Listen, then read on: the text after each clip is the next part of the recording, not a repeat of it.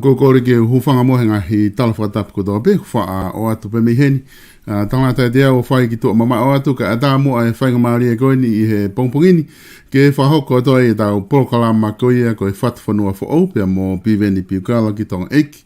Whatanga pe ka inga ku lele pe ngahi ngau e kotoa pe pe me apina, pe he poki ka pau ku ke i he ngau e anga, o whape kuongo lele i atu e tau porokalama ke teki mo tolu i he pongpongini, ai a te mawhahoko pe tau fofua porokalama eni, pe mo e FATUFONUA fo au, mo PIVENI PIUKALA ki he tauni, ai a ko tau foki maene e tau porokalama i he wikeni, ai a kamata haoni, o hoko atu e tau ngahi porokalama kotoa pe, o atu pe me heni, ke teki mo tolu ki apina pe ko whepe ha whetu uku ke whanongo mai ai ki he tau porokalama.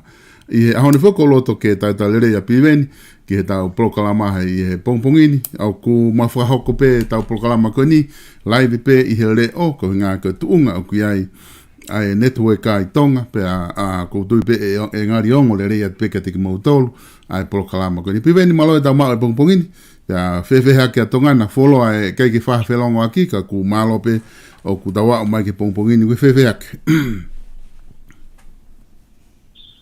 Malo bitolo, malo ma sola mare ba o ko le te ko ma to tapu. Oi sono algo ku ke sai de forma popo. Na dogi to mai di uha. Good. To mai di uha ko i ni a mai a hot. Ku to ko ni au pito to no tu i ko e ku me mai ku tare o ka u. Era ba di mala mana valere ko bon. Amaro mo update o meu poco foi malo de ko ga ta se fodan ai mo tu ati puta ka ko abato bet so ku fa Koia, maoni apito e PIVENI ko tahai e mea kuongo lahi apito i he motu ko e whitu taki. Ka kehe ku kai fo ke ngalo i porokalamani ai tuunga ko e na ea o ki ai tonga ikina. Pe he ke o motu hapai mo eua pe he ki wawao. Ai whakatamaki ko ni na e hoko, whakai natula ko ni puna e mo ngā whipia mo e hake e tahi. Pe ko tuika ngai ngahi uesia hoko ai, more ngahi api ka kai toko lahi, pe a o more mo ui, pe hange koni ko ke talanoa ki ai, ko e palapare mai taha, na e whikuki mo e kai ngata tu whito, ke kai ngā me tu apure anga, i he whiawhi ko na e hoko ai, e whatamaki ko e ni, motu hia ko e whitu taki, kai ke lawa e toko lahi o mohe, ka nau lotu pe mo whaamu, e lelei pe me hano kotoa pe me tongana. Pe ko tui nai hoko mea ko niku kei lotonga i tongana pe, ko tui na kai kia hatahana amanaki e hoko ka kui ngā ku kai ke tau puri ke ngai mea whakanatula. Mo whewhe me he tuunga ko e tainimi, ko tui ku waingahi ngāui ko kamata ke whoki, kamata ke whoki o no molo ngahi business ko tau pe, whewhe o mo tuunga ko mo iahe tainimi, talo e hoko ko ne whatamaki ko ni. Pero tu también o que no molo ai me ala hi por one. Koia. O ma tu ngai e motu a se tu taki e so. Koia. Oi na walwe di kapo tu le sit. To tai de lava o e ha poco ma che ai internet. Koia. le paureo ke o fa hono kumme nuolo umele ego o fa fuai e pare ma ke ave go na financial institution ai business cloud ha bono na na o supplier mo na client na o customer o ka fala la gente tu da fa internet e go to fa ko e ta o la ve ta o mo na ya ko ta ko que fa que no moro o que malava ya se ala to ha ya ngawe anga ta ngawe o mate internet ya que lava ese que le con ti mate internet aya ene pe anda ya o me go housekeeping de ya ule le ta ni o pe he o something na hi por na wa ka o ta kita ko te ma ha me pa tu ko ta ni o pe ke office DCC o áreas de Guinea o accessible ai o pe rimbo pe ai fondoa que não tava o texto normal o fate fito pe moto fitado Koi algo como el cuento Koe monia pito e piveni ko tui mahalo ko ahoni ko tahai ka veinga mahu inga au pito o oktotonu ke fai ai han tala noa pakapau o kufuna fa hoko mo foke taki tala noa ki ai I he tau ko hili I he tuunga kone ina iai ai satellite pa mga hi mea ko ia a ko tui mahalo oktotonu ke to ki o kua ngahi mea okto ki fihi holo I loto I he whakamatala ko ni he fitu taki oktotonu ke whahaki tala noa lahi ki ai na uwakai hifo ki he ongongo ko ia ai matangi tonga ko e kau pisinisi ko ia I tongana ai nau launga ko hinga he nau whakataha ko inga ko mea bea ku nau fia mau e nau tolu ia ko e whetu taki unau eke ke pure anga ko e hahono fuoloa o e tau nofo tai ai ha whetu taki ko hinga he ko e tuunga ko ai pisinisi o ko e more e nau ai paanga he pisinisi kamata ke more manga he marketi ko inga ko kai kia ha interneti pa ko kai ko nau tolu pe ko kai ko nau tolu pe o hoko ai palopare mo ni ko hoko pe ki he ngahi potunga e pure anga hange ko ai ka CEO ta tau pe he press conference na eke ko ngahi fehui ke CEO ko tute une pe he tua ye nga we ko nga he ke nga we internet ko ke hanau satellite na dole tai nim ke lava o ne fetonge nga we ko na fai pa pe ko tu ko CEO ko le pa me ko ya me ta tau pe una pe he ko na u fai le na dol tu ku he va Pero tu está en mi fai ngata ke faha u ki ai ko motu ko internet. Ai ko me ko me ko to pe hanga ko ke tala no ki ai ko tala no ai pe he motu internet. Na e fai fo ke fehu ia ki he pare mia I he conference na fai tongana. Ke eke ki ai pe kwa nai ha whakakau hane whakakau ke mawahe me he. Ma hea me fai pa optico a me atahan ko internet ko ni satellite I Pacific ran be e ko solution ko ya ko me afaka time pe ia I short term ko long term ko fai pa optic ko long term ko me e fai ke sio ai ka pa taki ma fai pa optic me physics wa ke return tensi e fai line ko ya ka tau ngau e tata fai line ko me physics no ko alofa te lawa ki tala noa mai tafa aki ko ia ko tui o ku ke ilo lahi ke mea ko na whai ke area mai mea ko ia ke taki ka mata mai pe ai pata toki hoko atu ai. Io, te so, ku te unga te ko I siu wea ki tala noa ai ko po wa po ni. Ko ia.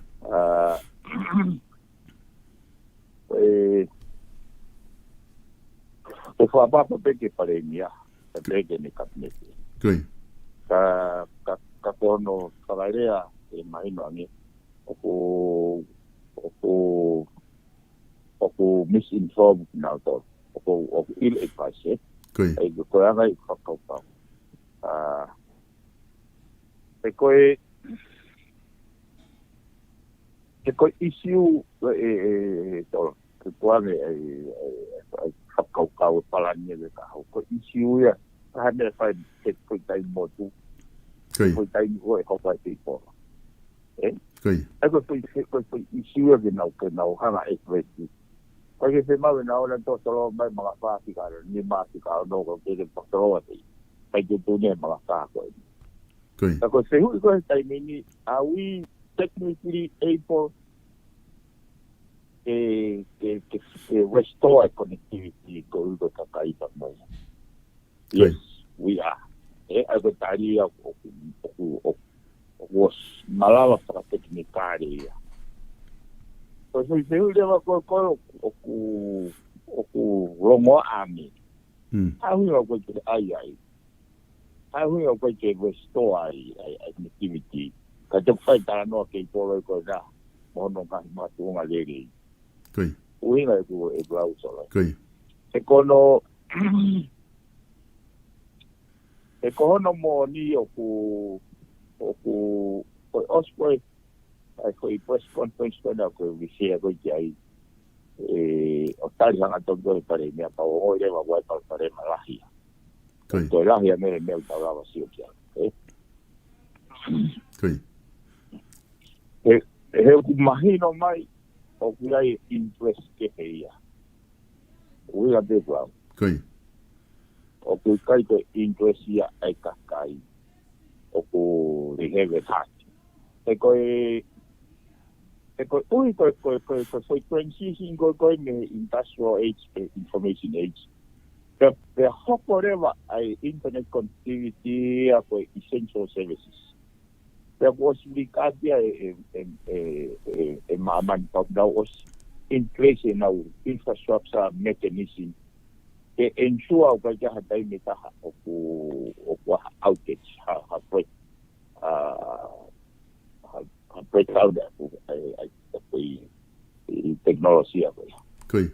If Osilau Ben now told Pataha in the vai ko ira ko halabule ana ko nahi essential services ya kai o slau ka to na to ria ka lai to mo internet connectivity na pango ya ko ke ma sia e ko pepe il advice para me me ka te se kawaki mo mawinga me mafatu e na wanga restore ai futaki ASAP se va a taha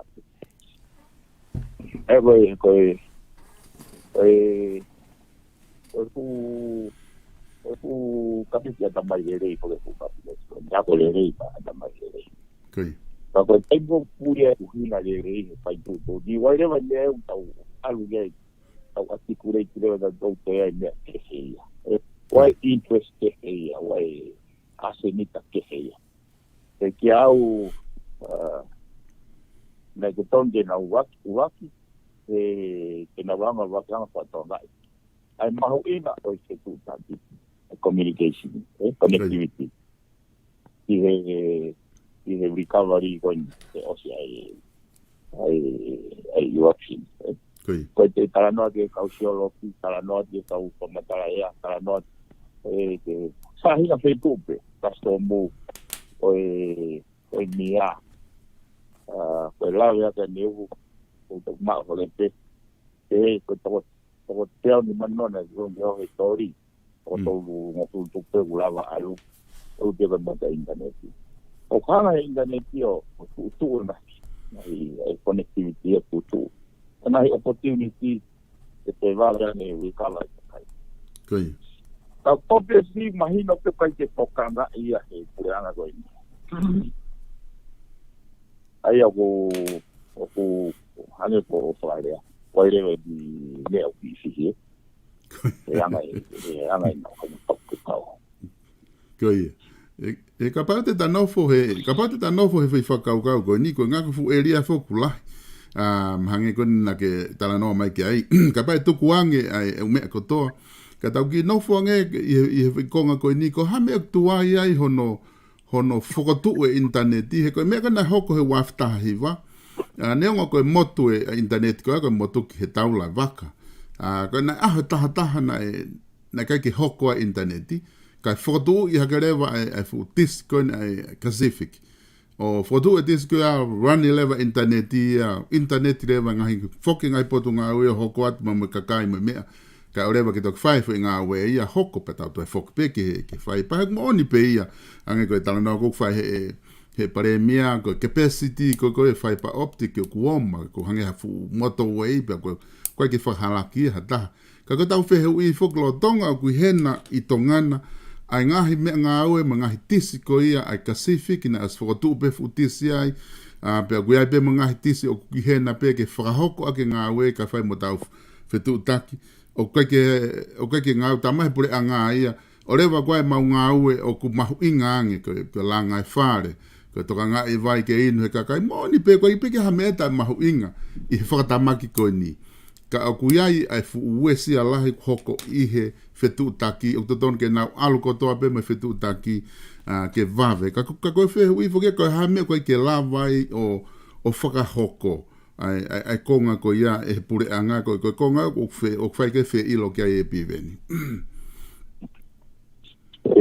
o whoki le vai a te issue ko koe e tapukarama ai wheila whakasistemi koe ela pa sistema. Kai ke utuia wa hatama engineer satellite te alo tu favai.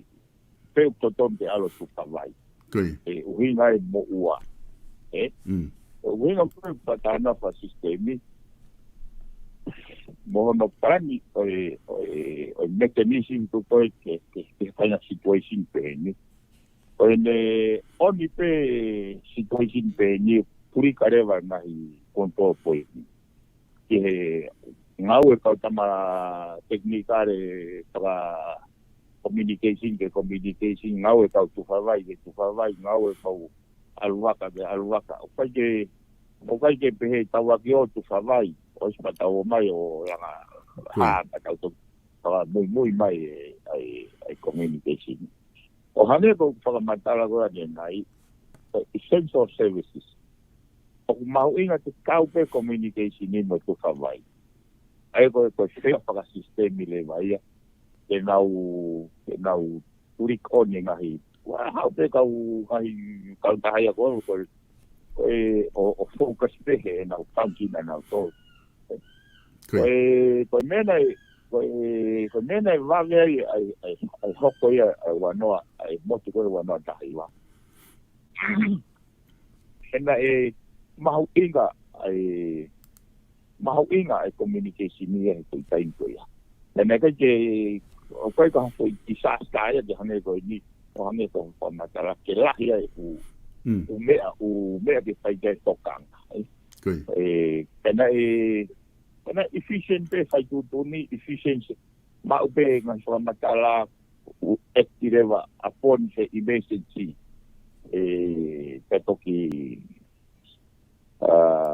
also no westo apa toki whai rewa na aue kono whate toro i hano o pena ngā pura motu e hāo hau mea koe to kai ki mui kai ore waki oange halai ke inu kai toki ai ko whakakau rewa koe he sia wani he mea kai ni ko seila whaka sistemi ni kai koe ke inability ai ni mo ko ngahi department ai pure anga ke nau operate multitasking parallel. E mau inga ta hape no function. E ko kau ke sequential kau ai fatomia. O hanye ia kau to ipe mo kau engineer satellite ia mo engineer ke polo e o tu fai vai mo ai o sabe alo pagi vaga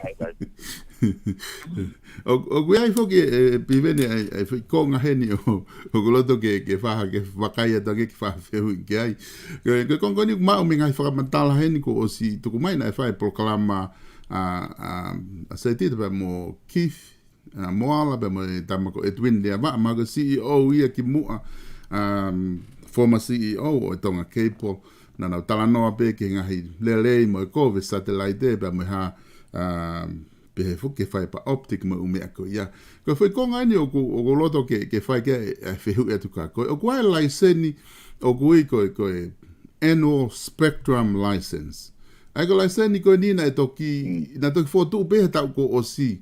Ana toki whahua tu pe ia ke hoko ko lao i ko konga e tu uni i he meitek i he tau ko osi wafe wataha.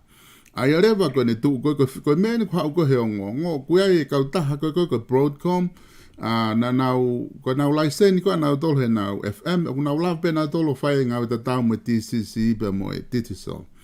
Ka ko inga na nau kore nau license ko ani ko na tok fotu e pure anga ko annual spectrum license. Ko mahina ne hongo fulu e nau kore ko iau te kai peke oange. Ko tari pe na anka nau tolu ko ngā ko hopo. Hopo ko e pure anga pe mo e Pacific. Taim ta tau pe ko hanga he pure anga ave ki he TCC. A license pe ia ko i pe ko ki license whakataimi i he annual spectrum license ka ko whakataimi limited one. O talang te nau huka na to ke Pacific ke whai mea e nau mea he whai taimi motu ko ni. Ka kone hoko pe ko ai fiber e canceli lewa whi license ko ni kai toki kai foki ko toa pe ke fiber. Ai ko ngai whaka matala ko e mga mea ko ngai tisi ko i tongana ai Pacific o ku tamai wai tisi o ku i he nimang o full tup o ku o si hena o ku lava pe ke loto le rei pe Pacific ke huka atu ai e nau ngai tisi ki tongana ka ngai pisinisi po hai pe ngune fie mau na ola tari pe na dol ke huka he foi tainimi ke fai ke nga we ko foi faka e fia i enia o fai ia pe mehem pure anga ai a ko ko to taha ko ngune fai ai faka la ko regulator ko CEO ko ia o meitek pe mo pure anga na fai nga we ko ia ko hai tala no ke tu kunga ko ia ke ta fa ko ia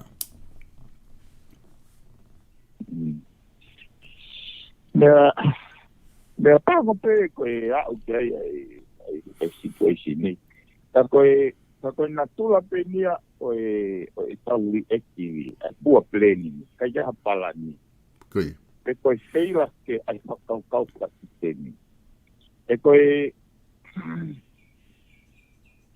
isiu ko i he ai ko ta no i he a ni ko isiu o tan chaki redundancy pe ko se tu taki pe a tan chaki koi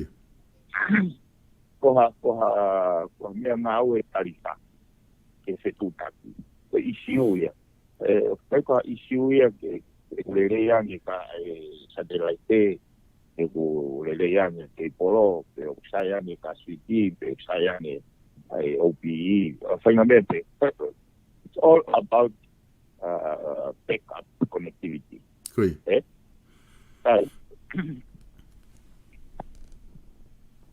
Pues situation ko ni no molo que na kai de ton que hapo kapau na ta observe as requirement system ni tamboy standard system pa que no molo pa we na kai de ton ya hapo ko ni ka tuanga ta platado ko koma ko na ta ta man te ya ni ko react for que ni que situation na me malava pe o avoid kapau na tau turi fua ki ngai requirements a system more extended for the technology.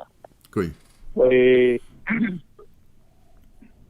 Pues faler the context wa tongani na faler communication na le repetisi le repetisi sera ia ngau pe ta parallele pe en la connectivity, main connectivity, primary connectivity ki mode side. Pues si e mau para technicare ia me ITU, ngai telecommunication international telecommunication union. Now ko demand ia pailoado. Ko ISP ko tope, ko service provider ko tope. Angko TCC. Kuo pau ke ai na contingency plan at least pesete hong full o na traffic o vai ai mechanism que ne pick it up. Koi. So nang si mau pa na okay be ngahi ISP. Imu ka to ang na listing. Ui nga be ko matala. Koi. Pea koe role ia ai mei te ki solo. Koi. Ke nauanga o ensure ke o ame halai seni ki hakautaha pe kutaki. O ku kau e ngahi kuai kiuris ko ia. Kono whakakakata. Kai toki anga nau lai seni. Koi. Sai. Tai mi koe na whakatua pure anga Rahi mai hoki World Bank ai foi polo me fisi i tongani. Koi. Ka whakatua vai pure anga tonga ke polo ke nau o whakalere ai foi ke polo. Ka kaireti rewa communication o alu katoa ai. Koi. Alu katoa he nerea. O take ownership level he pure anga ia ai primary connectivity te koe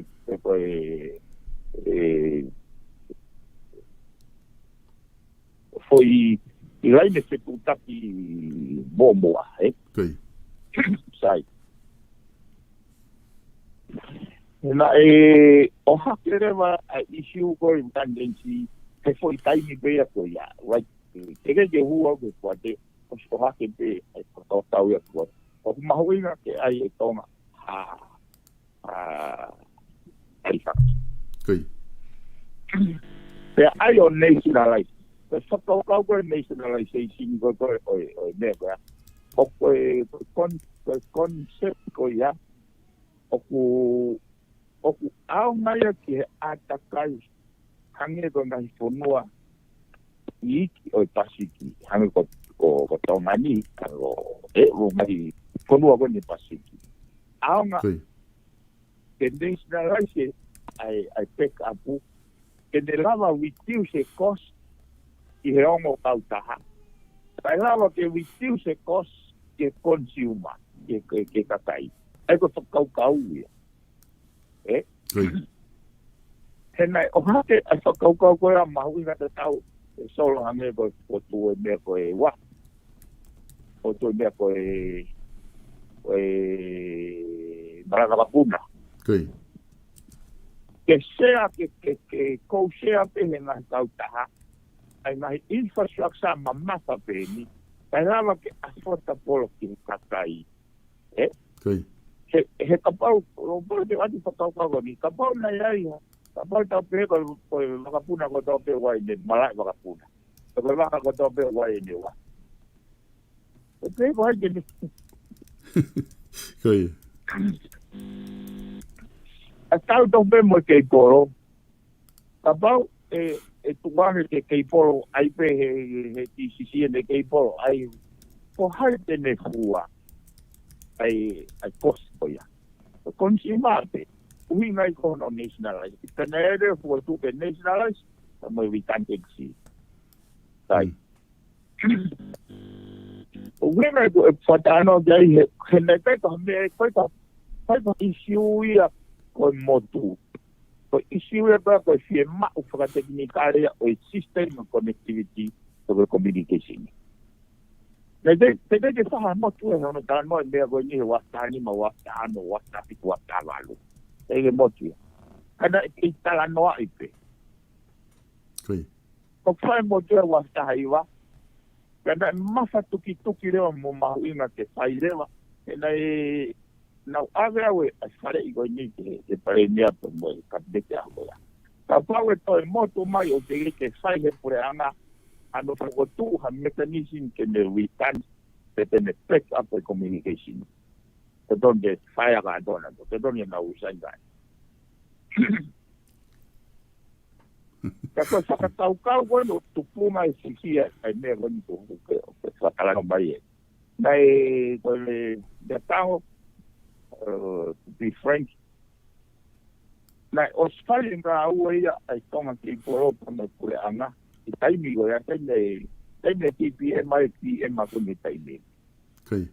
E whakatoka foi te polo whikaua he wahaa o Hawaii i mokisi korosi i hangatoni foi e tiwawa. Ko foi second ti polo ya i he whakaukau e ne witani. Hoko koe pena. Tai.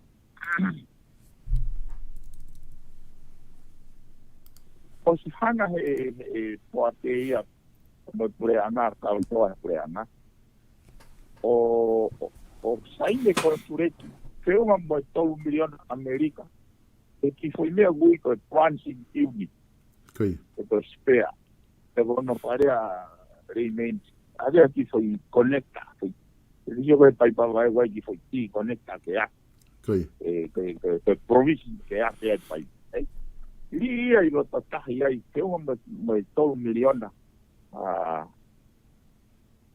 Amerika.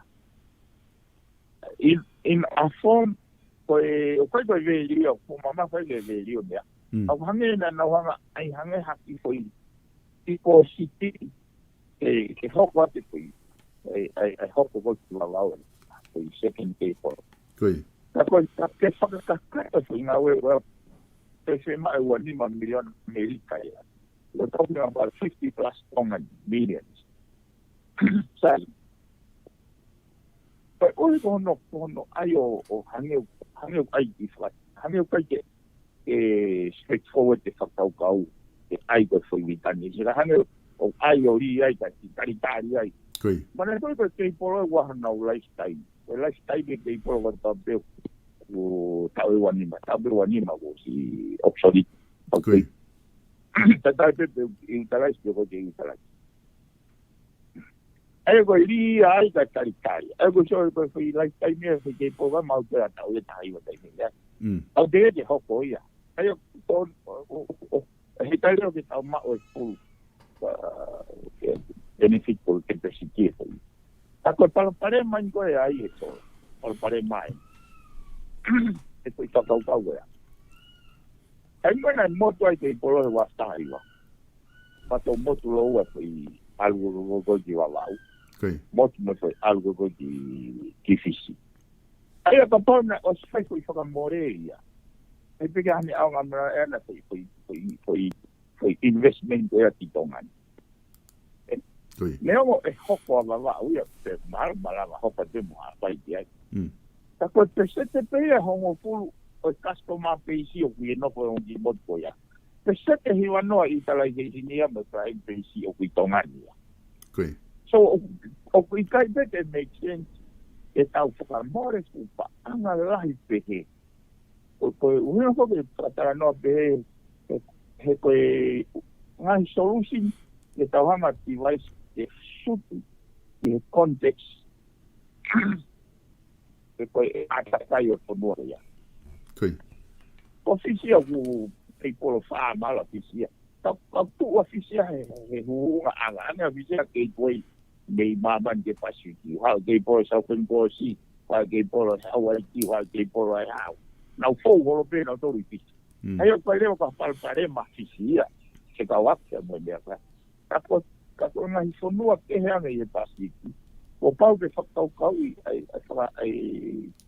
ai solutionia ki share of economy ai mai komo ko ya. Mai te tani he World Bank ia ai whakau ko ai na ko ke poro wa. Pero tai mo na o mai ai foi na wanga pe Hong Kong, 2 miliona. Ya, 2 miliona o si de tau de uva wagi. Koi. O también o mai go ya. O iho po ate de tai ni go ya. Na se huiera ya oya business case. Monolerei para winga for tecnicare, winga for pa. Kako agora nega que lava CEO ia como management o provide hamia pele. O hinga so que tratando que o hinga go o tauhanga invested for o engage for noa ya faina investment pehena. Ko pau que ia makatu onga lei.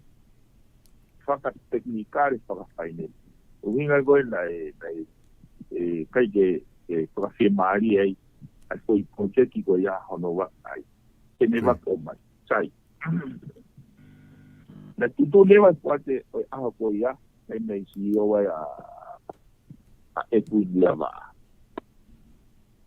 e fai ha research fai ha pe como ki ha option ta neo was more ono milionari lo to ta ta uto ni mano milione ke to li ta ke como me ha option pe to lava o ma option for the purpose of redundancy ke back up in case ku motu ke polo ala no e ni na fai pe o te ke motu ke polo ya ana mahuinga ka maltol faka technical faka o mahuinga ke ya redundancy ka fa pero lo tonga ko no tala no e me apoya asi mai ka kauta fo o ko ni ai va kauta fo tecnologia fo o ko ni uma wa ka spiti e ko e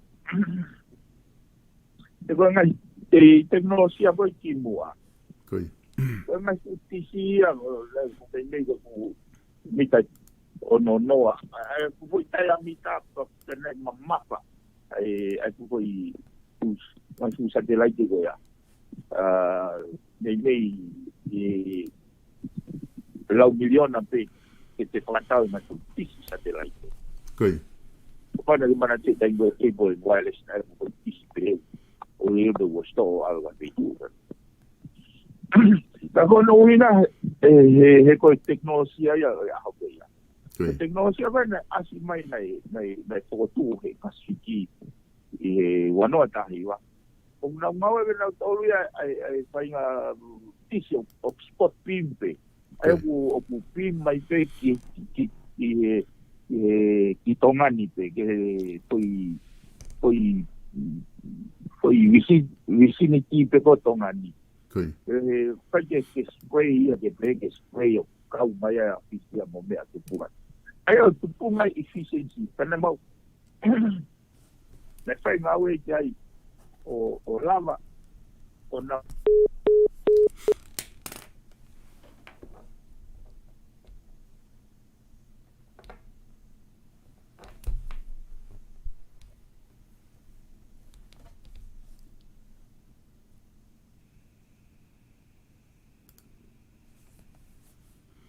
makata ke mahalo ki motu mai ai laine mahalo ku fie ka utama ko ngau ko he tari ko laine pana motu ki na dole e tau laine telefoni ka e te fai pe ai ki feinga ki ai ka ape ha ki foi hiva ka tau ki feinga ki he tangata ki tonga ko nga ku motu e laine telefoni ai aku whahoko mea e tau tala noa.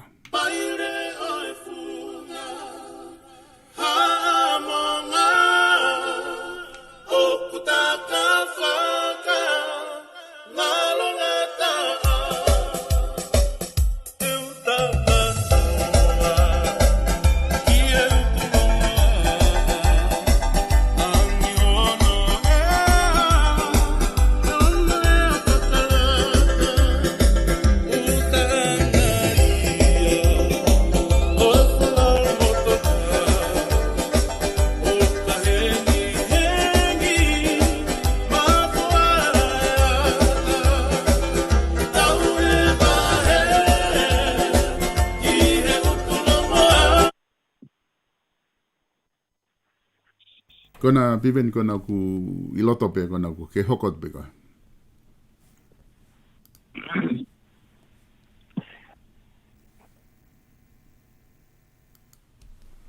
Io, solo. Io, koio. Ugonga tu pe? Io. Okay. Oia. Ya koe hane ko matara ko isiu ko ki redundancy ko tari pati o ko hame ke tau to puri etiki ai ko me ko ke o ke wi ko hame ke tau to ki alo o motu tau e hame ko solo ko te ai go spare kaya go te mele koi e na o anticipate pe e pe possibility e scenario che parla koi o kai me che to parla e pa to mai o to o kai ma to spia Koi. E malava pe o remedy situation ni, but it's gonna cost. E more lahi e kakaia, more lahi e ponua ia. O hange pe kon situation o tawa ko ke e aho ni e so. Koi. Ya go tu yo responsible o lahi pure. Anga ko na la hanga. Canceli ai se mahino aki ka me kasiti. E ka bai a ta ke tau tuka ki he nego ni ko pure anga ko na hanga canceli. O kai ko issue a kuia e solo kasiti. Ko issue a kuia ka bai na canceli e foi option pe ko foi redundancy na o atu ko kasiti. Kana o mai ha mea ke ne fetongi aki. Koi. O se. Ko poina ko e lau tafoko canceli. Ka pau ko tau peko e lau sehia ia au, ko sehia ia tui. Peko hawhainga, peko hawhainga issue ke he ami. O uhinga e hono tuku, peko sehia ia akilisi. Uhinga hono tuku, ai fōtutu na e watu he puate, ai ki polo. Ka pau na koe taitutuni, koe ngā koe, pesonoro na, pehe, ko tala na e tila o e benefiti ai. Ka loi kotoa, ka poini so. Ka pana na to tau pe tu ka si ka na mai ai spikasi, Ko o pi ka taha. Ka taha ke he mo are ke. Pe o mai ha te nau ai pe ke polo kai ai ha pe ka. Koi. O be o feape. Ka koe foi ta foki pe koe aki ai tau se hi a pe ko ha painga asenita. Ko sai ga self interest o tinai e kakai me benefit o foi teknologia ko ya. Ta ya hana ko tu ke di teknologi. Ya o ko ke ton di mata e ta nga we ko ni ai. Ton ke te fokia, ton ke te ya mo commission sia o inquiry sia. Ke mai makatuna na fai aki. He cost que por no haya enormous. But the lava o petty was my last dollar solo. They got the lava hoko ke polo go di within a month under motor. I don't know get all let me with fa. Ya o ke ke lava o determine o time frame ya. E ko lava ki muy que issue ya. Why I'm saying that. So no porque está tratando que makatuunga o redundancy ka ha uhinga ko ke faya he pure anga e nau kame una o mai nga makatunga so kalao ene foka ikai ya ke kakai me nau access nga himea connectivity fa technicale ko issue ko na ko du mahanga so matala de o fa do na ma bob so matala ko na se ka wa mo plot ko mo nga issue fa la seni Koi. Ko ya o in time pe ni solo foi disaster ko Koi. ya ko ho pe ma u ko ni vai tangu pa te ai motua ko ni mo tanke vai tau tala mai o ikai o mai mi vai ko mi vai na ya ai kasiki Koi. ko tau taha na ya o ko pe a wai au taha na ma o tonga hoko o mai mi vai ya o ke hui ko interest hai to ka nga he pure nga re vai Koi. ko ko ka kai ke na ve ai ko hui ai foi mai fata no o nunca ko fa fe hui o sia mai foi display a hen ne mo ko mai foi tisia ni e tau mu ai a residential o company enterprise o ko ko me for service provider pa malala mai foi disco ya o uplift a shema fa internet for one e foi timing on o tonga motu ai Koi. pa o pega ke lava hata haya o polotia tala mai lava fixe outfit Ko me mo oni ai piveni. E lo ai. Koi. O mo oni apito ai fatala no ko ke fai ko ya. Pero tu ko fe hu I fokia he ku ni ho kunau pipik ta kai holo he hingoa ko Pacific pe ko ha Ka hono mo oni ona ko toko lahi ka kai, o koe ke nau, tokanga nau toluia, pe koe Pacific, pe koe OPH, pe koe hae whahinga hingoa o ha kautaha, ko mea o whia mau he ka kai ia, ke whai mo whakotu urewa he tainimi ai, koneki lewa interneti, ka lawa ke whai e whetu utaki, ko ngahi tāpaanga me muri, ke ngahi whetu na to tonu ke wholoa, ne au atu ki ai o tokoni, oku kai ke lava ngahi mea ko ia pe tuai o tari na tolahe aho e fia. Ko ngahi mea katoa ko ia oku wesia, koe ke ngata he wesia fa ekonomika, hange koe na oku talanoa ke ane nai ngahi business. Ka ko hange whako talanoa ke na ke whae nai e piveni, ko e wafe taha hiwa na e motu ai tau kei polo, pe na e malawa ke o mai e kau taha koe ni, o na fotu, pe a lava rewa ke foki interneti. Pe na e to ton foki ke ako mea ai pure anga, ko redundancy, ko hawhainga mea ke tarifaki, o ku fia mau ko ne motu pe mea, ko hange ko tau ai ko machine generator, ko he hao pe ki tae hoto api o mai te ki machine uhila, o tuku pe ai. Ka toa hafu tui ha meere po uhila mate mai, te halu ki hamus lewa machine mo ui, fa mo ui lewa ke lere te aisi mo mea ko toa ke ue mau e te kiki, pe a ulo mai maama hato whare mo mea. Ko tau fia mau ha mea ke ne tarifaki, ka ai ha whainga mea whakanatula. Koe ke tau pure tau ke puna e awhi mo hafua. O koe ko ne mate pe mea koe pe tuu hakarewa mea koe. Ka koe konga whuke konu tau kei fihi holo ai, koe ngahi uhinga ta mai koe ke o whai hopo ia mo Pacific. O ai mo uhinga ta. Ka koe whihu i whuke o atu koe he ki he pure anga. Sa ka pau whai hopo mo Pacific, ko whenga i kau taha satellite ke he. Ke whenga i maha whukau taha i ai, ke ngā ke whai mo whotu, ka whai mo rea le pa ose, pe koe pa mo toki whoki rewa ke whai pa, o ka pa e toki hoko he mai, wiki wha ose mai na katu upe, ko whia hawhainga taimi, e toki maa wai ngā ue. Ko tui koe pale malahia e piveni o ku whai kia tā no, hange koe na ke lawe ki ai, o koe mo oni, e tuku aki e pure anga koe ni na e toki osi, i he mea koe ni, he koe ngā nau kanseri ai area pau mo Pacific, pe kaya na o mai ha mea ki o mai o whetongi ake. Ka kanseri pe o tuku ai pe ai. Oi e solo. So o kulahi toke nahi dynamic sia, mai tai mensinia o teknologia ko ni ke tau tala noa ai. Koi. E koe natula ia mea koe satellite communication o ku very expensive be mo nau moi ai. Koi. So limited pe mono hange goi ni. Ko ui ngai so te warte so ta ko. Ko TCC o na totonge panga ono ngau fa no America. Ono ngau fa no America. E foi mega pitch e taha. E foi taha pe. Sai. Na ngau e na redundancy ia ko he taimi koe le teke. Na ngau e communication e taimi koe le teke ku whewhe interneti moe. Ai me ke taimi koe 2G, 3G. Koi. O ki mega paite tolu noa. O ki mega pitche tolu noa.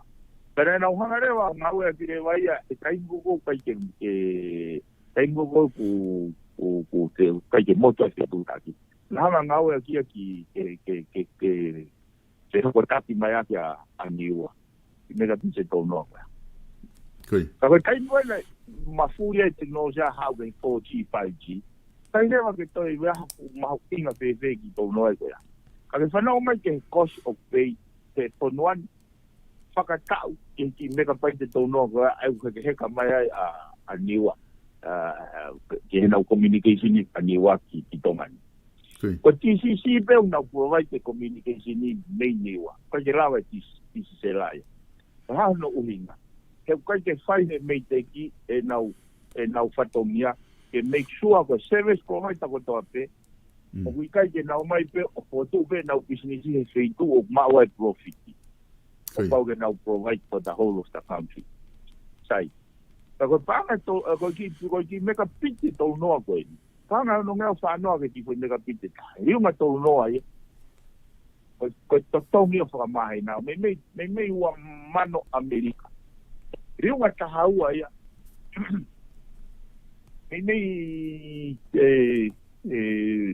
Ua kiru tolu mano Amerika. Wow. He ta. Koi. Papopau ke totonge ko he ta o to pe ko na de tai mo ai o ata mai no to noa. Koi. Tai. Ko o ne ka ke fai pe he to ngania. Tai mo ai pa ja ta sa de ra de ata mai ha de make up pai te ta. Ke ngau e ko mo. E ko no ina ko ne mama fa na allocate de na one business. Pasifiki pe ko na ko ne fo o avai la polo me ai me i vai ge i mo sa kai on fo ho ke connectivity Koi. ko na he na to fo tu be na ko isa de la te he wala ta pena na willing na to lui ke na to kon ko situation ta ko ko so me dal go ko mau o kai ko ke tokanga kasikia ki he hopo tokanga kasikia he na os mateu teu fra business na to ke keita to ngani mono me firma ta kai de ona o mai ane ka pawe te ya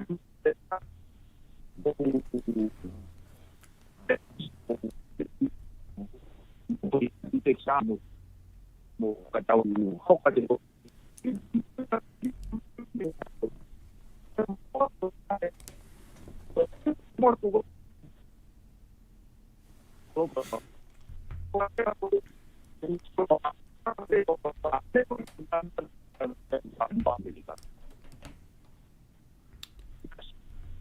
Ki o piveni katako ki motu mai lai ne ko konga ni connectivity ko ta winga ki ai hoko mai ngai tai peni pe neongo ai lava ki ta fetu taki pe i he telefoni i he tu chi ka ko konga ni o ke malava pe ia ke motu pe hen ko nga ko fonga fetu e piveni o kuongo atu pepe ku ko ki konga ko ki mui ho fatala noana e ke ongo mai ko ngana motu apito ia ke ongo mai e ta fata no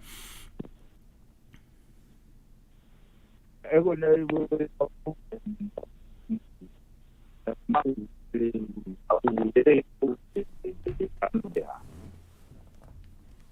ego na ka foka to koia hoko mai piko ai piveni ko ngongo mai tani nage tala noa i he ko kongo na ongo mai he panga ono ngau fa no Amerika ki he make up pai te taha porque toki leunga re vai a tolu noa pe ringa tahaua ua kilo tupu ia totongi ko ke whakahoko ko ai service ko ki niwa. Koia. Ai ko foi pais koia e mea. O peia tau ko tope. Koia. Peia he kui tau ko tope. O vera ka pai tana ke foi panga koia ke foi next 15 years. O was me o se pe ki siline le tau se ma o ke kasi pe hai ti to tape ka ko pe ya ki limited amount ko ni na fo ke pata no he grahi me aya i foi tecnologia te pau ke te hanga o ti vai so a rete city ke tau ataka so ko na fo pata no so na o ni amau ko moto ko he wanota hiva koi tena mau sengawe akire o me kasiki he taingo ya ke negotiate a price nga ke hokwa tongani ko fo mo tolo ya ke demonstrate ke pasiki a fully redundancy a complete connectivity setting koi pama so how we price na mai ke kasiki ke panga o no fa o alo loka panga o no fa na holo hipo ne lau gon ge no na be gon na lau go no ga fa no holo hipo te ni mano holo hipo o hiva no ma ware a pe holo a o no fa ba mausira ma loka ya konture ki for the next year te panga o no fa ge megabytes ko uhinga fo solo o kai ke aha ka utaha ia satellite de na no pe o tari ke ore ke mo ko uhinga yo ke ma wai ke ngahi satellite company pa ke te secure kita te penguis. Koi. Tana mau se kiwa mai toria foi meka piche ni mangiao. Tene lava o at least approach a traffic pese te honfu pese te wanoa. Utilization e fonua. At least there na essential service que lava we connection foi satellite connectivity ko. Pe i ai contract ko ya web o malava pe kapau alo o rolo pe timan tongan te na la bo ha ko wanti. Koi. Ya uya ko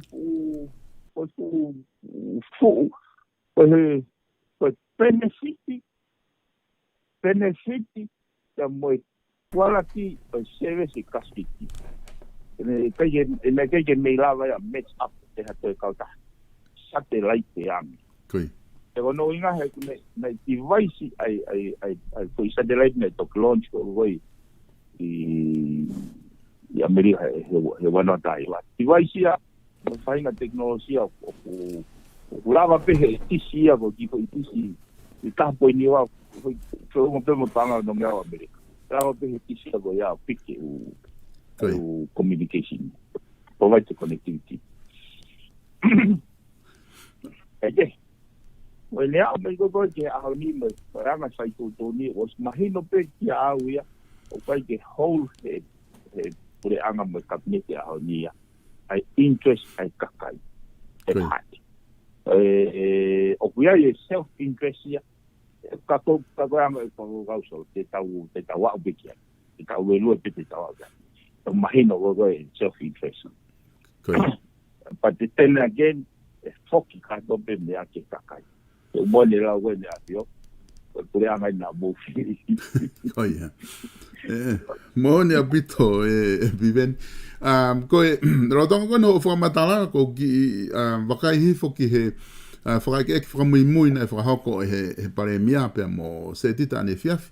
Ai ko ki konga ko ne mena eke ki ai fe ko ni bene pe he o ku ne ke tu waki pe o ma ko ai fiber optic pa ko ke fa halaki ha ta mo ne malava ko lere ai ko konga ta be ne tarina ne fai ko ki hono tu waki e kif moala ai satellite ne pe he ka pa te manako he ma ka uri te kai pe kita he ma ka uri o te ma ko me ta be hoko ki ai ka pa manako ai tangata premia i he fiber optic ho ngai ko lau ko ki fiku os mare pure anga ia me fiber optic ai he ka ke na te afe na tolu me ai ka kune pe he ko nga ko no mahu inga ko ne pe he o kune whaka atape o ke open pe ke fai tala noa ki he ongo teknolosia ua ko ni na lava ke na ngau e whakata ai ko ne tu ona ko ia he whakau kau atu piveni ko tu uia ke kaha u ko te tala noa whakata ko ni e fai a fe hano fixe fe pala pare ma ni ke fai mo i neti i tai nimi hange ko fetangi holo e ka business ko nga foke ta ha ko fai si o ki ai ko ha o fokia ai fiber optic o ha o pe me física pa ha o me física va ko poini pe ko ya ke poini ko pe ko física no alofa ko fe e ta fe le fa ki motu ko va fe a tafahi ko fe fangi me ko ke a o ke ai fiber optic ke fo ko fe ni ko lo ta o ke ta ke fe ya tu ko ha ko ke fai mo hoko he tai nimi ko fe i ke na fe ya tu ka ko mo tu i wata na mo fai ha mo tila he me ko fe ia ko atu ko fe ko ya ta stala no ke ko fe ko atu ya uia o ko ai hatila he tau fiber optic o fai ngata ai ke pure anga ke na to o fe me agoni a honi ko ha pa ko liliu e fe ko na atu ka ko mo tu wata ko nga na ha o kifio ne hanga fika e fika pe ne o se ko fika ya ma pe ma inga tatau pe na fai aki area pa ko mo Pacific ko fe ko fe ta o ka ko o ai hatila he ko haina ne fai me agoni he pure anga o kuhinga ai whakatau piko e pure anga ke fai mo whakamo ui ai ne tihe Pacifica na ofa u ni adoro he fiber optic. Ka fukia sol me ko fa tala no ai mau ina ko hinga lele me ko kai tu ne. Kai to mau ina lele ko hinga lele ko ke umea e ka tango ka mau no e sistemi. Because the fail pe I try to need to make sense.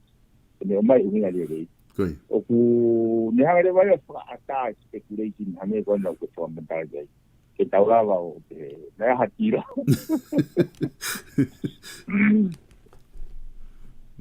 Ko me porque te taulava con plus gai. Se ko hame ko ko la ve ni dai so.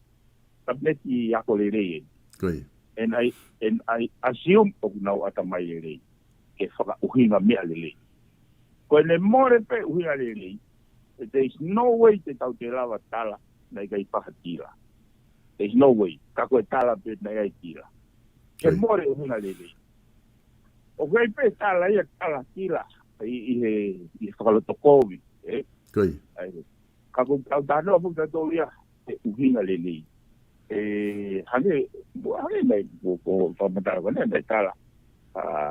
Na tira au ta mo tu. Koi. Ke tai mai matako 1 miliona. Koi. Solo. O hai ha tau taha. E nau kwa more ho 1 miliona ke mai nau 5 miliona.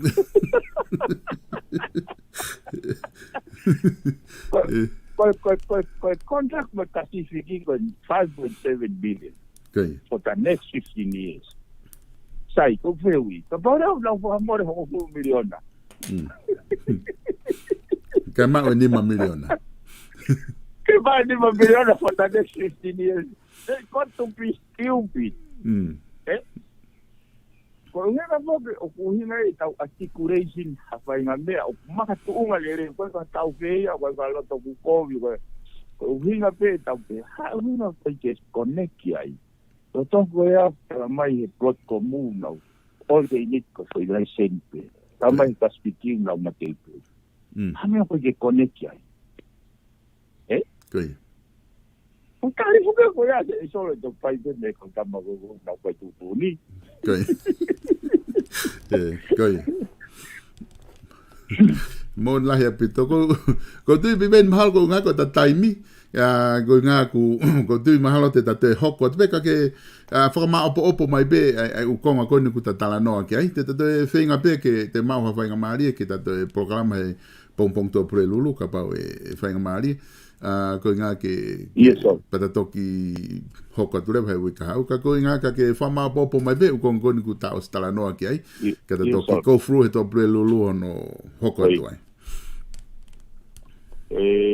koia na ai forma ku ta tala no i sistema complicare ke ka ko maka tu toki foi issue ko ni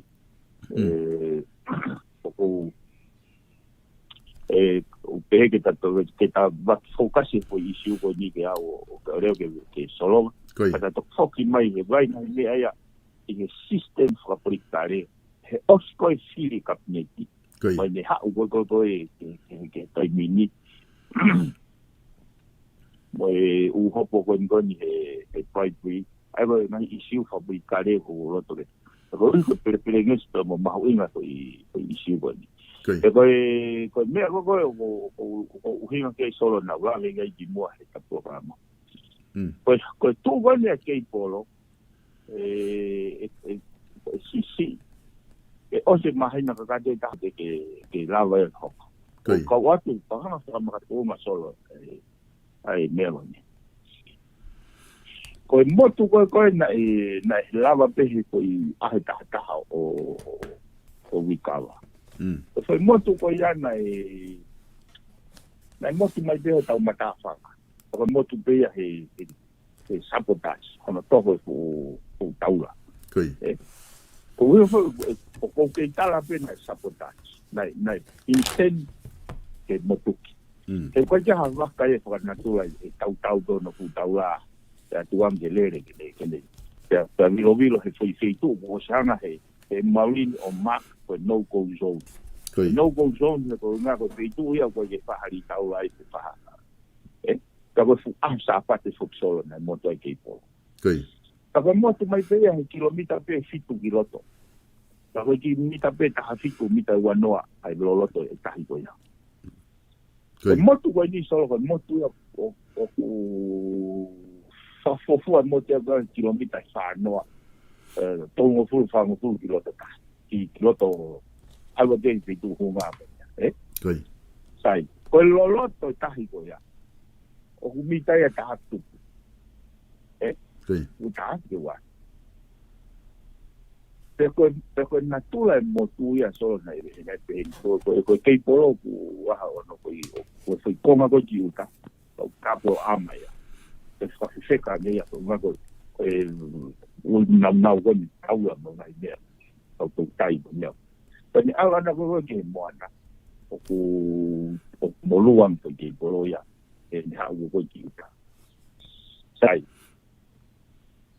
na e ba ko ya ko hanga e a fio tu usi ke polo ai ga bon hanga e a fio tu usi ke polo no ko ke polo ya e foi veitu ona e tokai Koi. muy bem ma pe ya ko natura ko ni mena ko ya na e pa ai a fio pe e le pe ina ni dia ka kai e lai vi pe ka kai Koi. toki o ko pe au ai ko anga me fa ko na e toki hanga e toki ake so pe au mo ma ha o so pe au go he ko pa on spine tahi o alugila lo konua he nei ko fo so ago ni nei so ta ake fo so Koi. ake mo sai vocal ko football na tua spine ai me ai ki Krista. Koi. so ko ke ha wa tahi mo so pu ake ka do mai football pu ai me ko toka mahari ko je te ka me ke te tatu si ai tampe Koi, mona. ai ko sa ka fra po are vai dia na pick up he ko tsunami e ko ke polo Koi. tu punga no motuki Motuki. Kako fehu ya tu, ko te ko fe mangasa o guria tu pe. Ai o traki de vaca, halo ko vaca manda.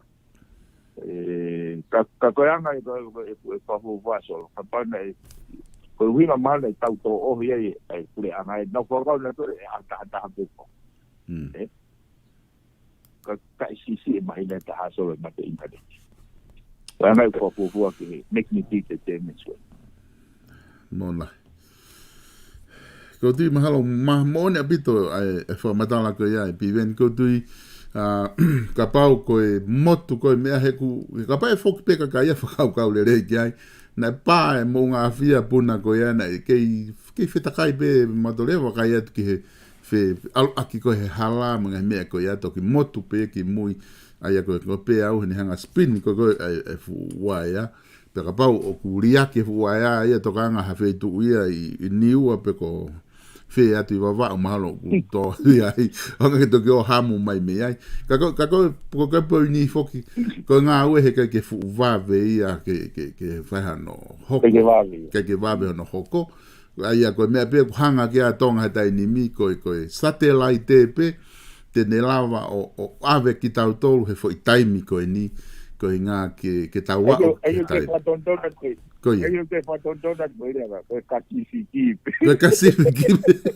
o vai ka satellite ko kasifiki pe o na mateu te fa tecnologia ko ia e na anga uriti me situation no wato mai ko ngā ku na o si mau mai ke ko ia ai ko ne tu ia dai ni mi e piveni ko tu mahalo mahino apito ai konga ko tatala no aki ai pe a fa malo ai tu he lava ko ne tatala no ko ni te to e vaka ipe ai u konga ko ni ku tatala no aki ai ko nga ki tate hoko atu pe ai i he pongpong to apule lulu mo te fa ma opo ai o nofo pe i he fakau kau ko ni o tau interneti pe mo satellite ke pe ko fe taimi e lava ke fai mo fotu wai pa mo tau redundancy mahu inga ko ke pure anga he ko tu e piveni ka te motu mai tu otolu o ku tau ke hala pe redundancy o ka ke tau ilo pe ko ha me o to tonu ke ka kai pe ko ha e fakau kau ki ai ka ko nga ko ke to tonu ke te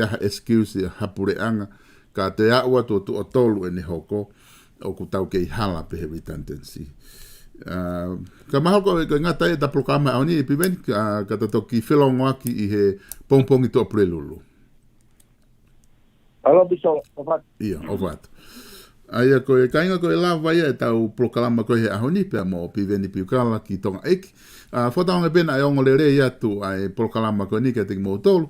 Hange koe aku mou na ke he ahoni koe kamataine e tau prokalama i he tauni na tau ki malolo mai foki. Ki mo he Christmasi pia ko tau ki foki mai eni tau ngahi prokalama o foki mai ahoni. O ku kei whai pe ngā ue ki e whai pe whitu taki. Ke whahawhatana noa ki tonga, ko ngā ki he tatu whito, na e whai pekori ki he paremia, ke whahawhatana noa ki ai, ka tui ko e kapa e toki aha whainga maarie, e toki e lau peke whahoko atu, ka ko e ngahi information e na ku lawa whai whaka eke he TV koe a se tita, kune o si whai prokalama moia tau whiawhia ko toa pe ai, he ngahi whaka eke koia, ko ngahi ku lawa ke tau mauai, ai ngahi whamatala, e lawa hoko atu aki, e tau whanonga. Koe mea mahu inga taha, hange koe whai kia whatala noa, pe koe hai mea whai pure anga, koe whatongia ki nau tolu, o hinga i whiri ki nau tolu, koe pare mea, pe mo kabineti, pe mo pure anga, ke nau whai tūtu uni, he ngai mea koko hoko. Koe ngahi whatongia peni, o e ngahi kautaha whai ngongo, ke o atu, e ngahi mea koe ni ke ilo, e kakai, e tuunga koe kui ai, ka koe hai, ai tūtu uni koe e whai he pare mea, ko ia pete tau hoko atu ai, pe ko tutu uniko ia, e waveni hane kaunga lere ki he kakai, pe ikai, ka koe pure anga eni, hange koe na e talanoa ki ai, tofolofola ki ane, e whio koe pure anga eni na tau whiri, pe tuku ki ai tau whalalama, tau poupou, tene tataki, tene tataki to tonu ki tau tolu, i he hoko atu koe ni. Hange koe ku tau amanaki ki ai, ku tau tuipe, e waveni mai hataimi e hangai he pure anga, whai tutu uni, ke whakahoko interneti. Mō manatu whoki o ku kehe 2G, tau talanoa telefoni, koe ki lawa whaha interneti ia, i he tuunga kou tau iahe ahoni. Tuku kehe ange pe, ai ngahi wheitu uko ia, o ku iai e nau tisi satellite, ko ki nau tolu ia, nau lawa o live mai, lawa internet, email, me hafua.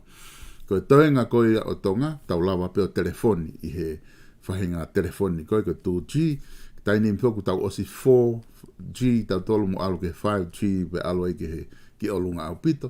Ko 2G, ko lava peo tau talanoa telefoni mo mākoni, ka koe ke lava whai ha interneti. Ko mea peo tau fia ai ahoni, ke lava peo whai ai talanoa mo tau kāinga ki tonga, ka koe interneti o ku mahu inga ke hoko, peo ko tau amana ki ia, e whai lewa he pure anga hanga oe ki ai. Ko ta proklama hoko me heni, koe hoko ai tahawa, ai ko tui mahalo koe half hoa me heni, pe minite tolu nima. Whahoko te tau proklama ko ia, koe tufunga whanua alo au, pe mo profesa toke tā sosi walaftani.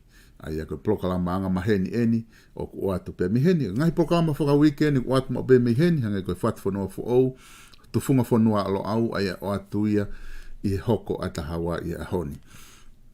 Ko apongpongi lewa, o atua e prokalama ko ia ko e whawhango o saione i hoko ataha, pe hoko lewa ai whaa ko talanoa ako mo politikare, pe mo palofesa i no ke huakau. I he tuapure lulu lewa, e te whahoko atua i pe, e tau prokalama ko ia i hongo fulu pongpongi, whatufonua fo au, pe hoko lewa e taha wā ko e prokalama mawaheia, pe mo Stalektupo, pe me he South Pacific Lawns.